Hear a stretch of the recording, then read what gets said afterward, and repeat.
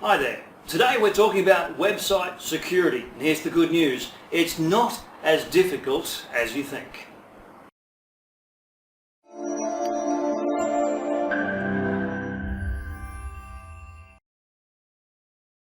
Good morning, good afternoon, perhaps I should even say good evening, whatever time it is, wherever you are in the world right now. Hello and welcome. My name is Paul Bars from paulbars.com.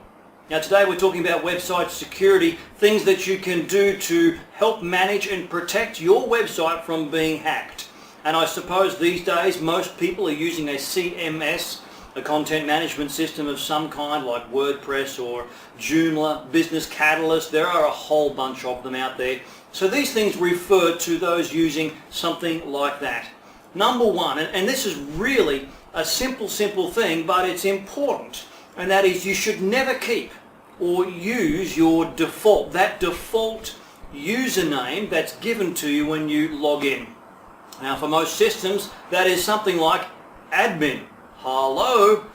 Is there anything easier for a hacker to guess than the default properties of any CMS setup? No. And these are the things that all of them will try. So you need to, if you create it, and maybe admin is the username that is required as you set the system up, then once you're done, give yourself another one and delete the old one. Very, very important. Number two, always use a password that even you, can't remember. You know, one of those long-ass passwords that have got hashes and dollar signs and minuses and capital letters and lowercase and numbers. I mean, this stuff just drives you bananas. There is no possible way that you can remember a whole series of them. They're the kinds of passwords you need to use. And at least 14 characters long. Now the whole point of this is if you have a simple generic password, and any password system these days, a decent one will give you a poor, medium or strong rating. Well, you need strong. You need super strong. You need to get those muscles out and just simply make it so damn difficult that and I don't even understand what the hacker sort of technologies are, but so they can't guess using their computer systems what your password is. You never want to type it, you want to be able to cut and paste into that field. That's just a small thing, particularly with your online banking or PayPal, in case you happen to have keylogger software. And that's a different area to get, again, that's computer security. Not talking about that, but just something you can copy and paste whenever you need to then access the admin area of your website. Number three, always change the default login URL. That's the address, www.yoursite.com/login, for example. If that's the default login, change it.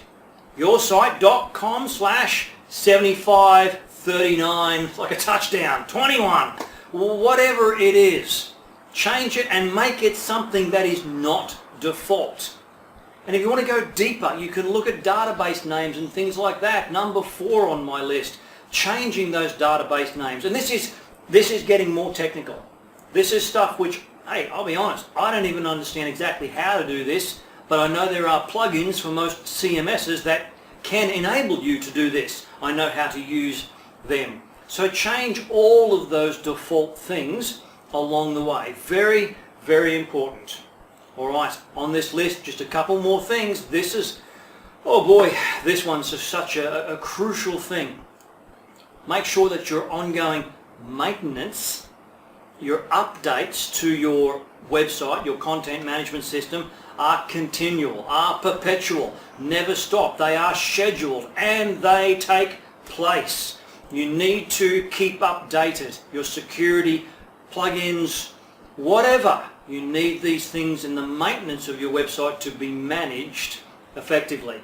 Next on the list, back that puppy up. All right, this is like 4A and B we're talking about now.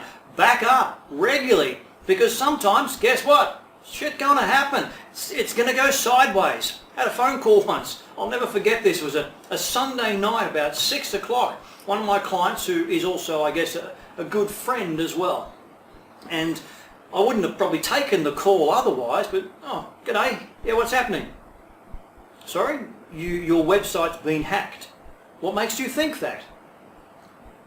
The dancing Arabic girl on your homepage makes you think, yes, okay, right, I think you might have a point. So I go back home, log in, have a look. Hey, guess what? What? Your website's been hacked. Yeah, absolutely. Now that was something I'd come across before. I was able to fix it in about 15 minutes. So I knew exactly what they had done already and how to fix it. And that's going back a few years ago. Now we can upgrade our security and we can manage things an awful lot better. So if there are software updates, if there are plugin updates for your CMS or whatever, update them. But, here's the rule, one at a time.